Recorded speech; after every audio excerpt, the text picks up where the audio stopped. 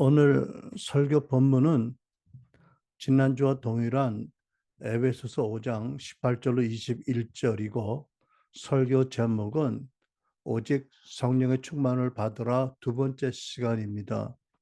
우리 본문 말씀 함께 우리 합독하겠습니다. 술 취하지 말라 이는 방탕한 것이니 오직 성령으로 충만함을 받으라.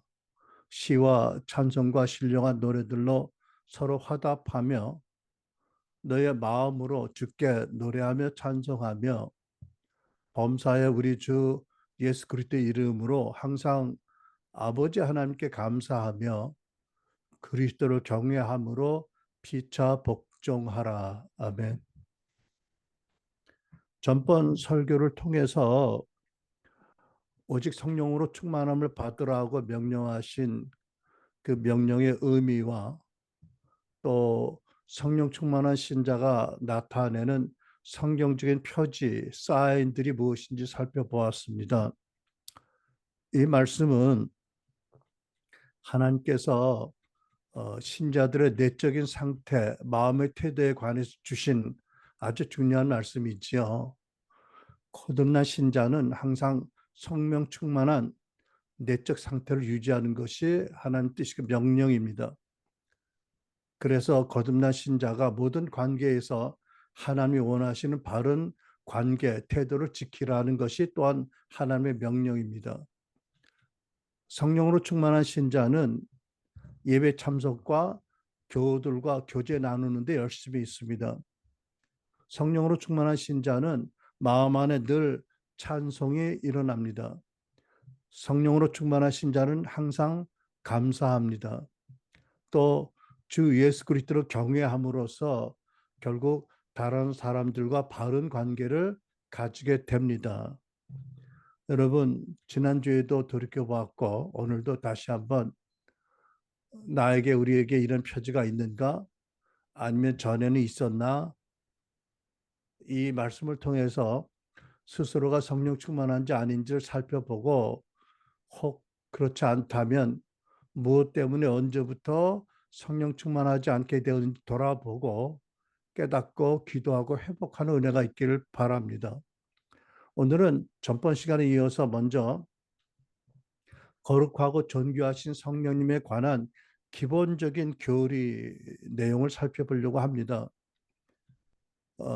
성령 충만해야 할 신자들이 성령님이 누구신지 또 무슨 일을 주로 하시는지 모른다면 뭐 성령 충만할 수 없고 말이 안 되겠지요. 성경의 첫 장부터 알게 하는 성령의 역사란 성부 하나님은 계획하셨고 성자께서 시작하신 모든 일을 성령님이 유지하고 완성시키는 것이다라고 말할 수가 있겠습니다. 성령님은 교회 시대의 전체 동안에 삼위 하나님의 실존을 나타내십니다. 구약 시대에는 하나님의 영광스러운 현현으로 또 복음서 시대에는 예수 그리스도 통해서 그리고 교회 시대에는 성령님이 우리 가운데서 삼위 하나님의 실존을 나타나고 계시는 것입니다. 구약 성경이 알게 하는 성령의 임재는 많은 축복을 하나님의 백성에게 주시는 것입니다. 이사야서 32장 14절로 16절 말씀을 보면 성령님이 임하심으로 하나님의 백성들에게 또 그들이 사는 환경이 놀랍게 변혁이 되어진다는 것을 알게 합니다. 32장 15절 그러나 결국 하나님이 우리에게 성령을 보내실 것이므로 황무지가 다시 비옥하게 될 것이며 우리는 밭에서 풍성한 농산물을 거둬들일 것이다. 그리고 우리가 트랜스포메이션이라는 그 부흥에 관한 비디오를 보면 이에 관한 생생한 현대적인 증거들이 많이 있죠. 성령님을 임하시면 황무지가 비옥한 땅이 되고 밭에서 풍성한 농산물을 거둬들일 것이고 기쁨이 넘치게 될 것이고 삶이 변화가 된다는 말씀이죠.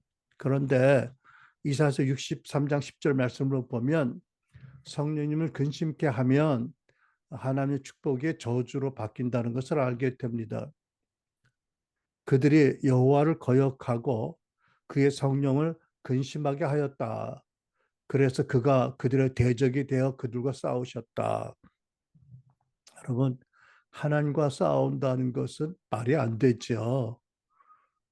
그래서 뒷발질로 가시채를 계속 차느냐, 왜 이렇게 무모한 어리석은 짓을 하느냐고 말씀하신 것처럼 뭐 하나님이 대적이 되어 싸우신다는 그 이전에 엄청난 아픔이 또 저주가 임합니다.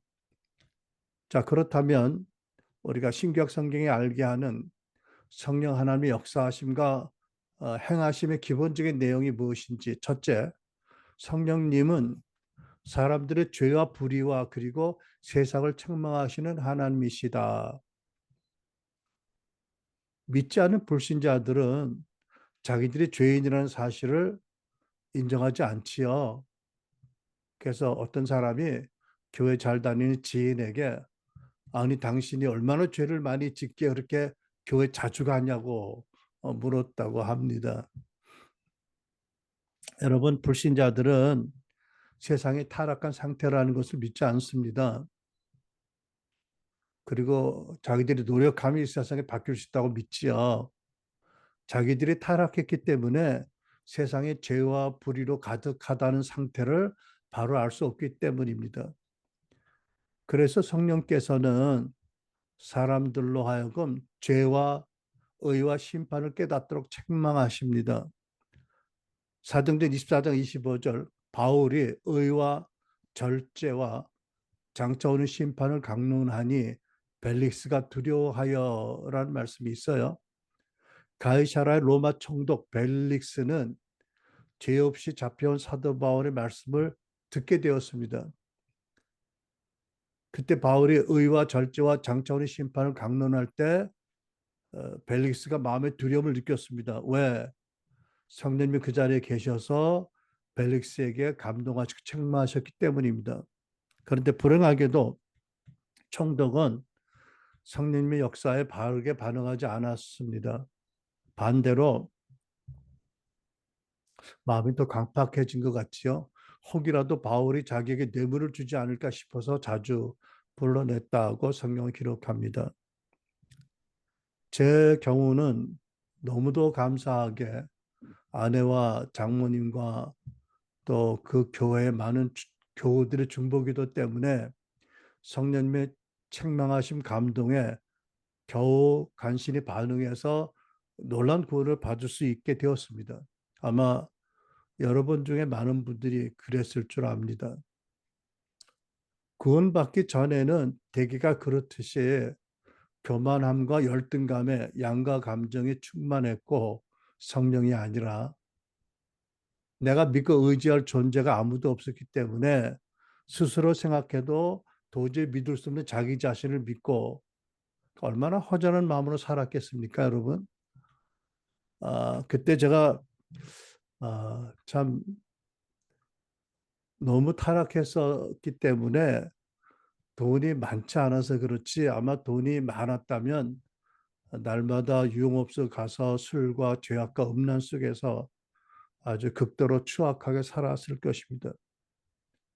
근데 성령께서 감동하시고 책망하시기 전까지는 별로 죄의식이 없었어요. 그냥 그렇게 사는 게 마땅하다고 생각을 했고 바르게 잘 사는 법을 알지 못해서 거의 자학적인 삶을 살았지요. 그러다 하나님의 구원의 날이 가까우자 점차 죄와 심판과 죽음에 대한 두려움이 커지게 됐고 결국은 하나님께서 은혜를 주신 큰 구원을 받고 하나님의 사람으로 거듭나게 되었습니다. 할렐루야. 둘째로 성령님께서는 감동과 책망을 받은 사람들로 하여금 예수를 믿게 하고 하나님의 죄 용서를 받게 하고 거듭나게 하십니다. 복음서를 보면 아주 고명한 니고데모라는 학자가 밤중에 남 보지 않는 시간에 예수님을 찾아왔습니다. 주님께서는 그에게 모든 사람이 물과 성령으로야 거듭날 수 있다고 말씀하셨습니다. 어떤 사람의 선행과 공로와 자격이 아니라 물로 비유된 복음의 말씀을 듣고 또 성령이 주시는 은혜와 믿음을 받아야 거듭나서 하나님의 구원을 받을 수 있다는 진리를 가르쳐 주신 것입니다. 이처럼 누구도 성령님의 은혜와 역사가 아니고서는 절대로 예수님 믿고 거듭나고 구원받을 수가 없습니다. 그래서 고린도전서 12장 3절에 하나님의 영 성령으로 말하는 사람은 아무도 예수는 저주받은 사람이다 라고 할 수 없고, 또 성령으로 말미암지 않고는 예수님은 주 왕이시다라고 할 수 없다라고 성경은 기록하고 있습니다.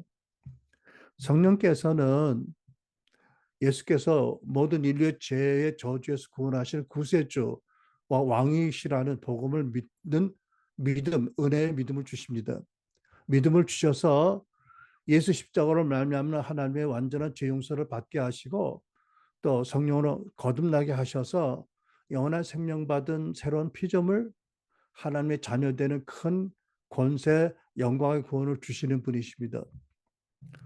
이어서 세 번째로 성령님은 거듭난 신자가 예수 그리스도를 닮아서 성장하고 변화되는 성화의 은혜를 주십니다. 성령께서는 본문의 말씀같이 신자들의 성령 충만하고 성령의 다스림 받는 삶을 살게 하시면서 다른 이들과 좋은 관계를 가지게 하고 화평하게 살게 하십니다. 실로 이것은 모든 문제들, 부부, 가정, 교회, 일터, 이 갈등과 문제들을 해결할 수 있는 핵심적인 열쇠입니다. 성령 충만한 신자는 먼저 진리의 빛으로 자기 안에 여전히 있는 악독을 깨닫게 하시고 계속 회개케 하세요.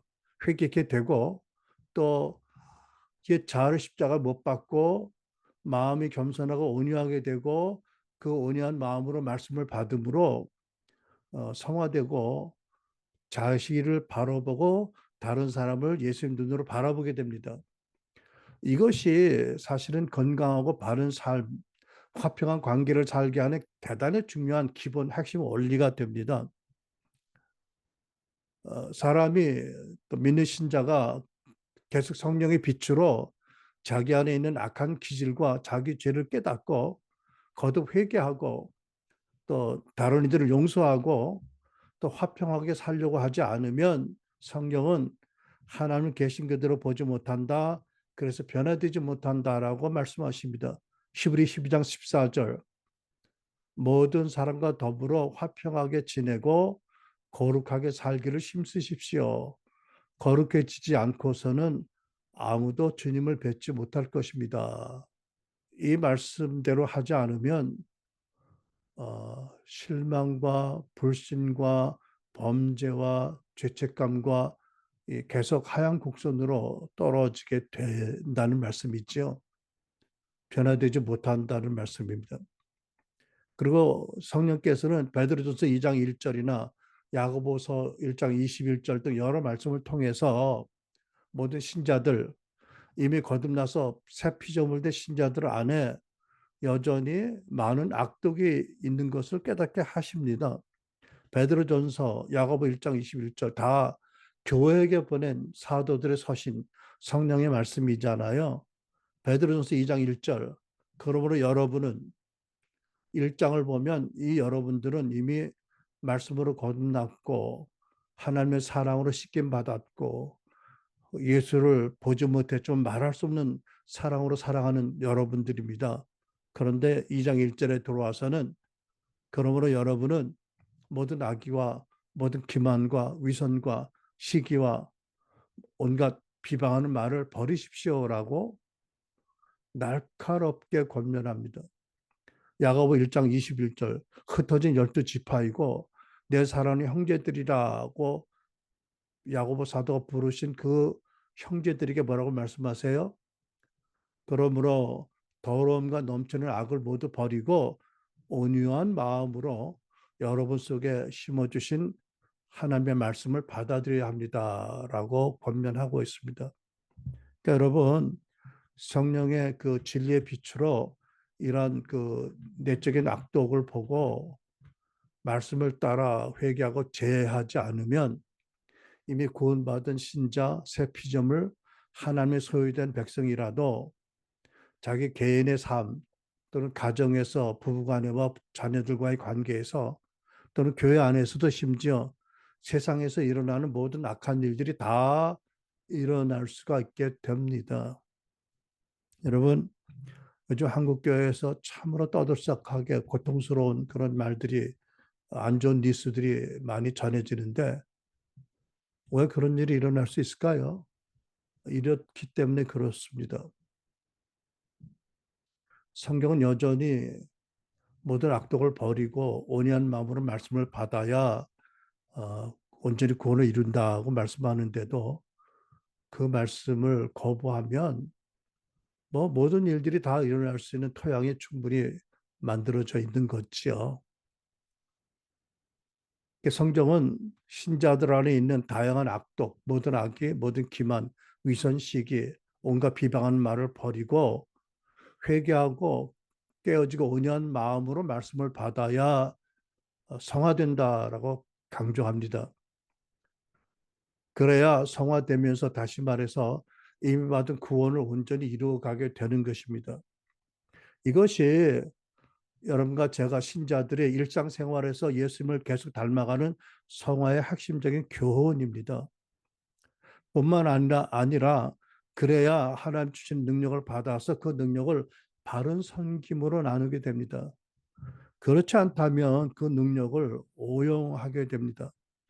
어떤 경우에 차라리 능력 안 받는 것이 나을 수 있겠다라는 그런 상황도 일어날 수 있게 되는 거죠. 그러니까 성령님은 거듭난 구원받은 신자가 성품적으로 예수님을 계속 닮아가고 성화되고 사역적으로 예수님의 복음과 하나님 나라를 전하는 모든 능력과 은사와 은혜를 주시는 분이시다. 그래서 신자 개인과 교회가 초대 예루살렘 교회의 거룩과 권능을 회복하도록 더 크게 거룩과 권능이 나타나도록 역사하시는 분이십니다.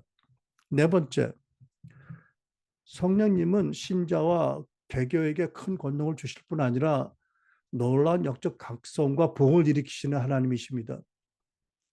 성령께서 큰 권능으로 하나님의 주권 가운데서 임하시고 역사하시면 하루에도 수천 수만 명이 구원을 받게 됩니다. 제가 지금 말씀드리는 부흥은 흔히 교회에서 말하는 교인들 숫자가 많이 늘어나고 많은 사역들이 프로그램이 많이 일어나는 그런 부흥이 아닙니다. 큰 건물을 짓고 많은 재정을 말하는 것이 아닙니다. 하나님의 뜻 가운데 성령님의 놀라운 권능으로 임하시면 또 신자들에게 임하시면 일어나는 부흥을 말하는 것입니다. 결국 사회 분위기가 바뀌게 됩니다. 우리가 과거에 여러 경우에 보았지만 퇴폐업소들이 문을 닫고 사람들이 이전과 다른 방식으로 생각을 하게 됩니다. 다르게 살게 됩니다. 그리고 결과적으로 사회 각 영역에 하나님의 통치, 나라, 다스림이 크게 임하게 됩니다. 그렇게 되면 세상의 미디어라든지 또는 항상 표심을 따르는 불신 정치인들도 교회에 관심을 갖게 되고 자기들도 복음을 믿게 되도록 믿기를 원하는 마음을 가지게 될 것입니다. 그것이 우리가 말하는 바 부흥과 사회 변혁의 원리가 되겠습니다. 그러니까 여러분 우리가 안타깝게도 현재 모습이 그렇지 않지만 진정으로 그리스도인다운 신자가 될 수 있는 길, 풍성할 살 수 있는 길은 오직 성령 충만을 받는 것이다.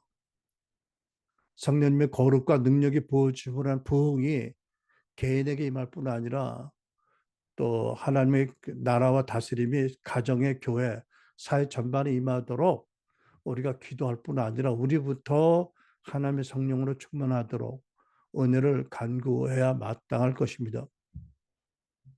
자, 크게 두 번째로 그러면 신자가 성령으로 충만하면 어떤 열매를 맺게 되는가?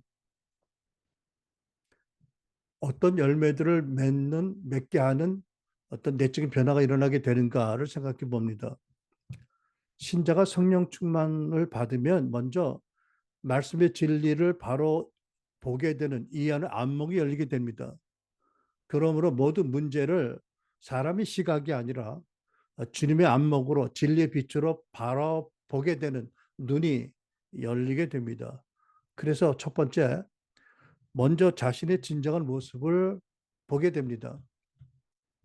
그럴 때 불신자들은 자기가 이미 길을 잃었고 절망적인 상태고 이미 영원한 심판받은 죄인임을 깨닫게 되고 누가 스스로가 스스로 심판해서 그래서 결국 성령의 감동과 또 책망하심으로 죄상과 구원을 받아들이게 되죠.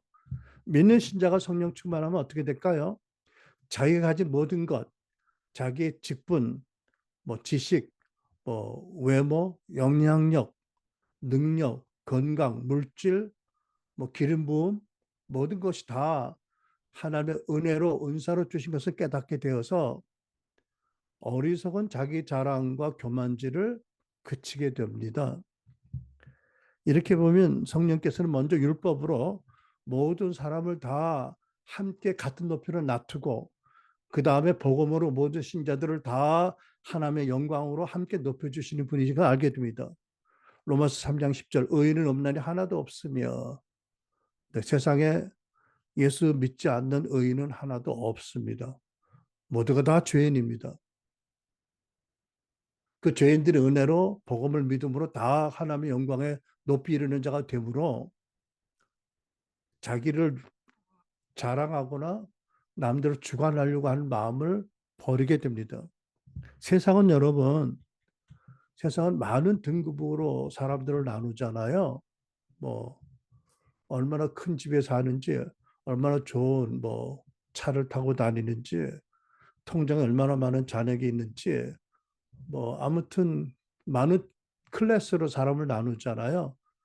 저마다 헛된 마음으로 자기를 자랑하거나 남에게 자기를 과시하려게 만들고 또 서로를 남들을 무시하고 경멸하는 마음을 갖게 하지요. 근데 여러분 이런 정신이 교회 안에 들어오면 일 수 없지만 교회 안에 여러 가지 문제들이 일어나게 됩니다.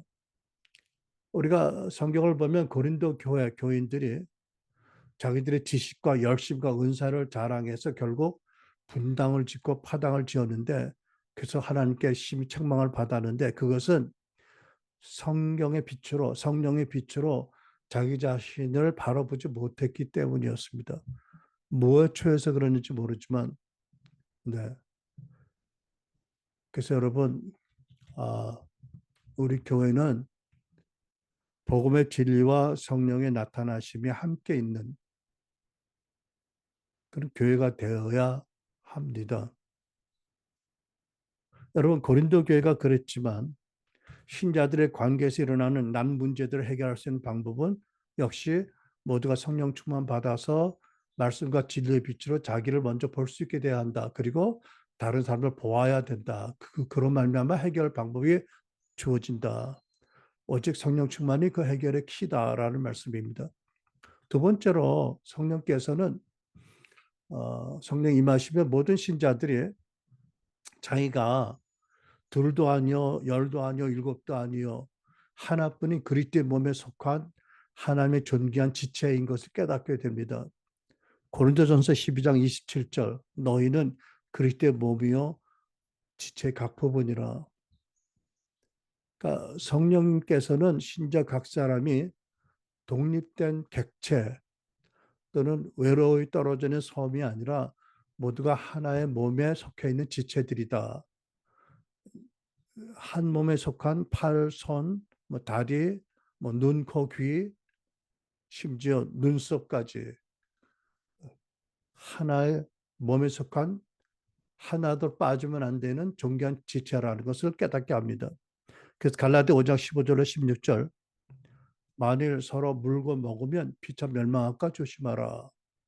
내가 이르노니 너희는 성령을 쫓아 행하라. 그리하면 육체의 욕심을 이루지 아니하리라고 하십니다.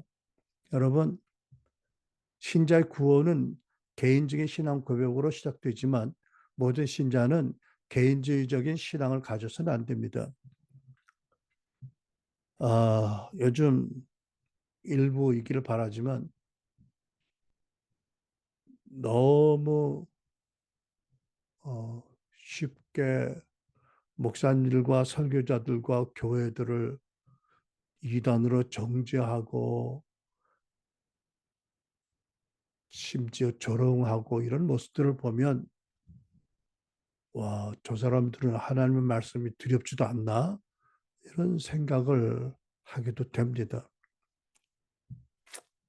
우리 모두가 성령 충만을 받아서 예수 그리스도를 왕과 구세주로 고백하는 모든 교회는 하나라는 진리를 하나님의 사랑과 은혜 가운데 체험적으로 알고 고백하게 되기를 축원합니다. 이제 그렇게 되면 남을 판단하는 말을 조심하게 될 것이고 다른 교파, 다른 교회에 속한 성도들을 의심하거나 조금 다르다고 이단으로 정죄하지 않고 핵심적인 교리는 물론 공통적인 믿음의 신앙 고백을 해야 되지만 비핵심적인 교리의 다름은 다양성 있게 인정을 하고 서로 존중하는 그런 태도를 가지게 될 것입니다. 세 번째, 성령이 임하시면 어떤 변화가 있고 그래서 어떤 열매가 맺게 되나요? 결국 성령 충만한 신자들은 다른 사람의 의견을 들을 수 있고 서로에게서 배울 용의를 가지게 됩니다.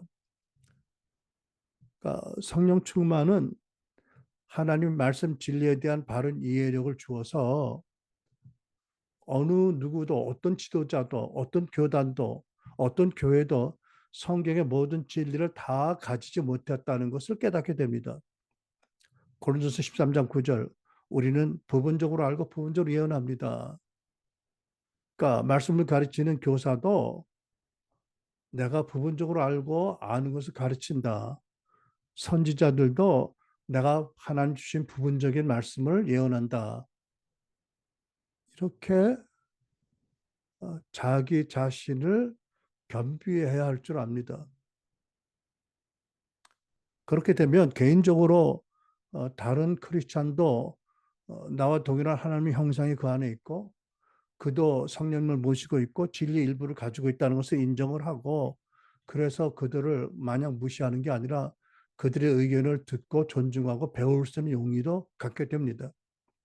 고린도서 13장 4절, 6절로 7절 너무 잘 아는 말씀 사랑은 오래 참고 사랑은 온유하며 투기하는 자가 되지 아니하며 사랑은 자랑하지 아니하며 교만하지 아니하며 불의를 기뻐하지 아니하며 그러니까 남이 못된 것을 기뻐하지 아니하며 그죠?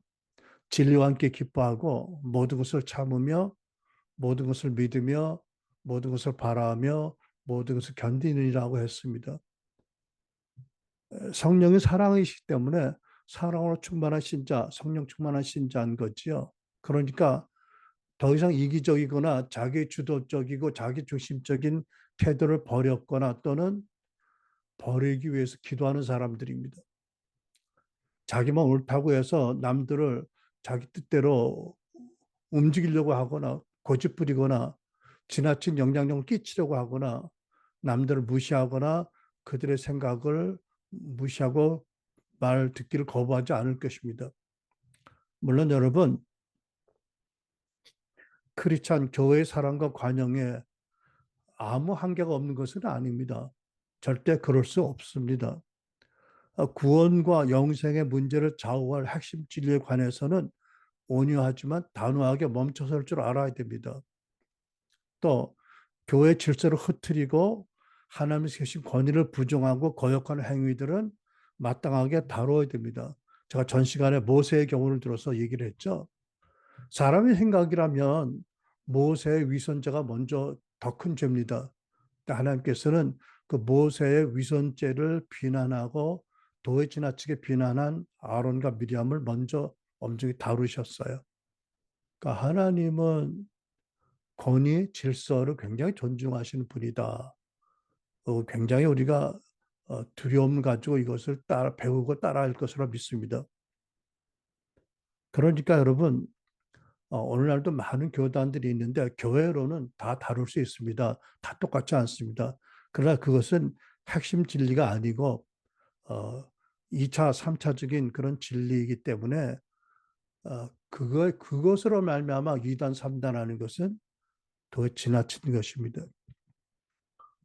어, 그리고 많은 사람들을 보면 자기들이 속한 교단에서 아직은 경고 단계다, 뭐 교류 금지다. 이 정도로 교단에서 결정을 했으면 그 교단의 질서와 권위에 순복한다면 그 범위 내에서 비판을 해도 해야 되는데 더 나가서 지옥행 열차를 탄 이단이다. 이렇게 떠드는 사람들은 과연 얼마나 훌륭한 사람들인지 참 궁금하고 마음 아픈 일입니다. 그러니까 핵심 진리에 관해서는 분명한 믿음과 또 의견을 가지되 남에게 상처를 주거나 말씀을 어기지 않은 범위 내에서 의견을 말하고 주장해야 할 것입니다. 여러분, 이렇게 크리스찬이 성령의 빛으로 말씀의 빛으로 자기 자신을 바라보고 또 다른 사람을 그 빛으로 본다면 저절로 많은 관계가 어, 화목하게 되고 좋아지게 되고 그래서 하나님 이름이 영화롭게 되어질 줄로 믿습니다.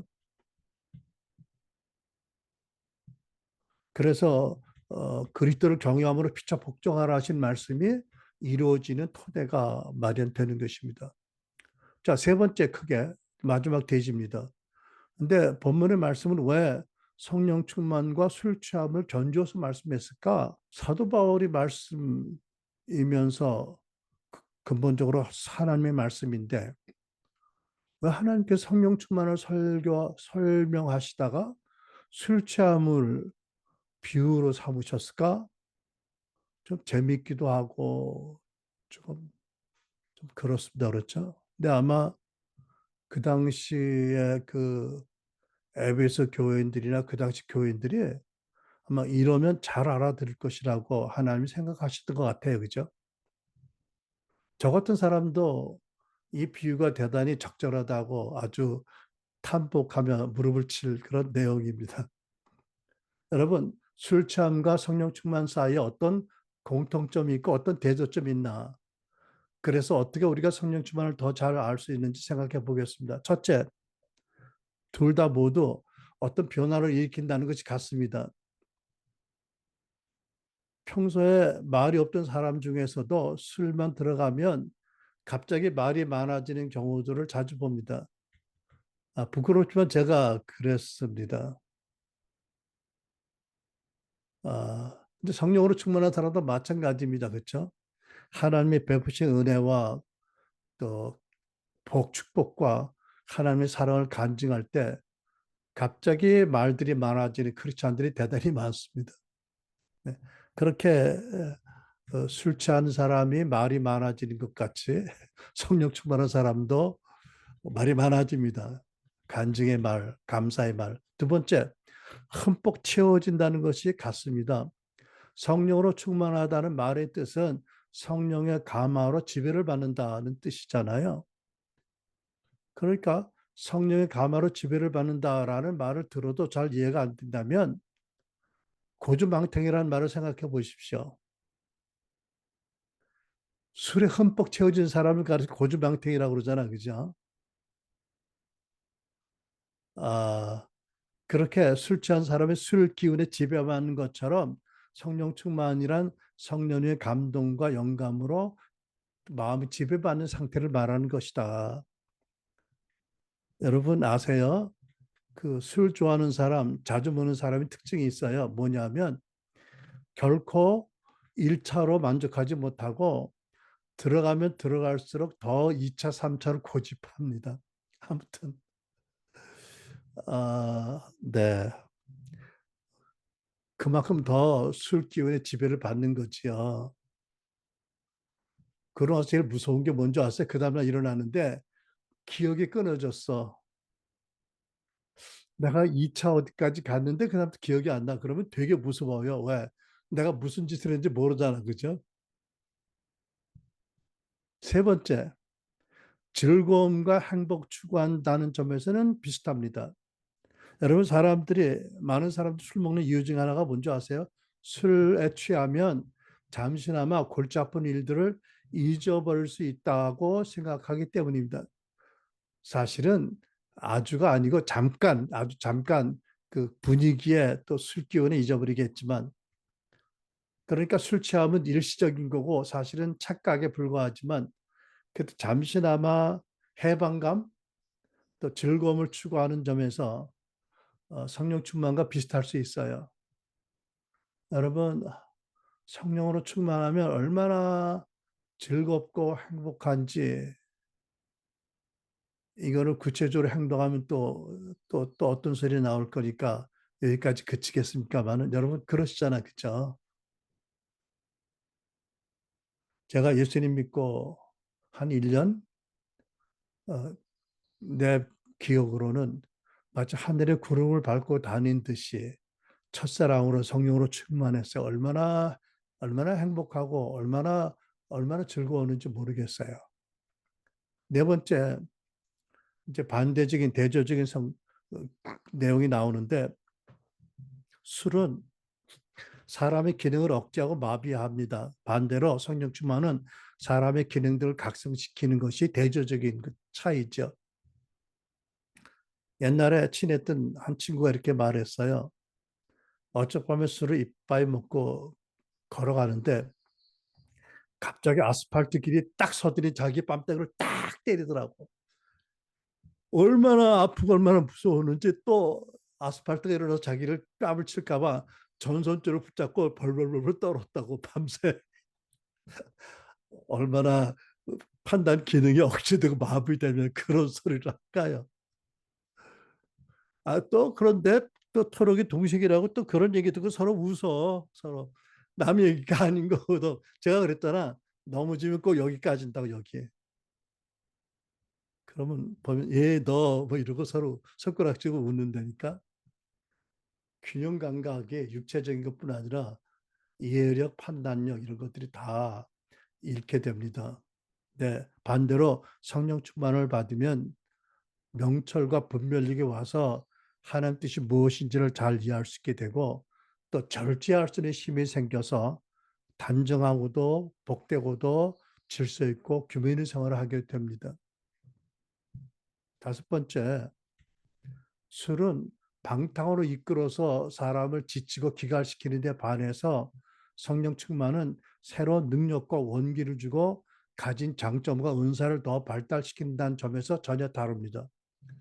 술 취하지 말라 이는 방탕한 것이니라는 말씀처럼 술 취하면 시간과 재물과 정력을 허탄하는데 낭비하게 되고 가족들을 슬프게 만들잖아요. 그리고 술이 깬 다음에 얼마나 후회하고 속쓰려하고 괴로워하는지 여러분들 잘 모르실 게 모르는 게 복이에요.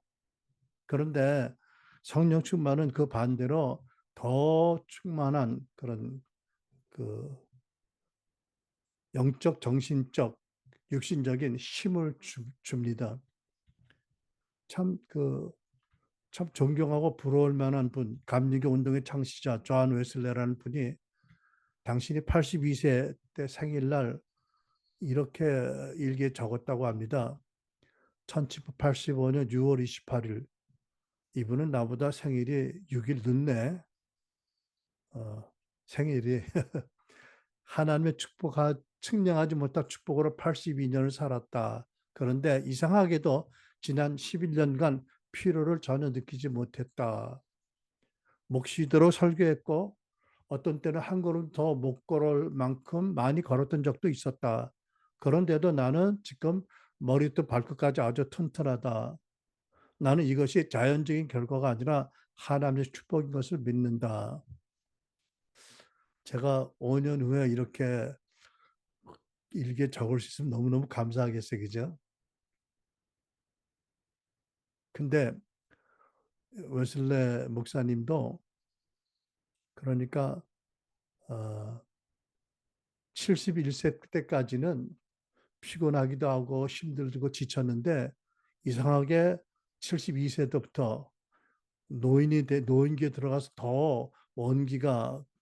그, 더 원기가 회복되고 더 영적으로 육신적으로 충만했다 이런 말씀을 하잖아요. 그죠?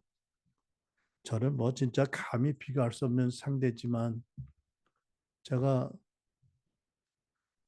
그 피검사를 한 지 오래됐는데 고혈압, 고지혈증 뭐 이것 때문에 제가 근래 들어서 모든 혈액 검사 수치가 안전치수로 들어온 게 너무나 감사해, 그죠?